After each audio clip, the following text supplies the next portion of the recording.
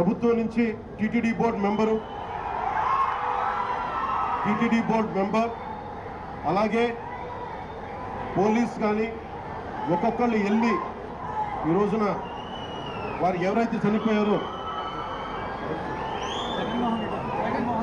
ఎవరైతే వచ్చారో వాళ్ళందరికీ క్షమాపణలు చెప్పాలి, వారికి సంతాపం ప్రకటించాలి, వారి స్థాయిని మనకి ధైర్యం కల్పించాలి.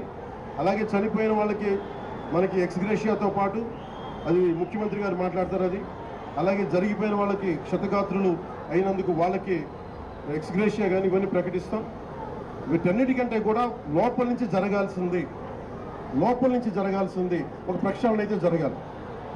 మొన్న జగదీప్ గౌరవ vice president honourable vice president కూడా ఇదే చెప్తా ఉన్నా.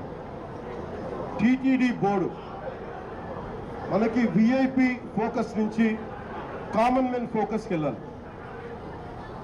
విఐపీలు ముందు కాదు, ప్రప్రథమ priority, first priority should be common men.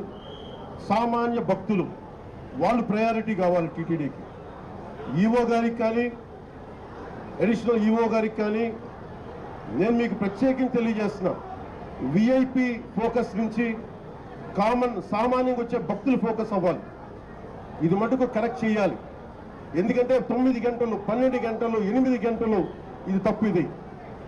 ఇది సమూలంగా ప్రక్షాళన జరగాలి. కుదిరితే 1-2 గంటల్లో వెళ్ళిపోవాలి, లేదంటే వాళ్ళు విశ్రాంతి గదుల్లో వెయిట్ చేయాలి.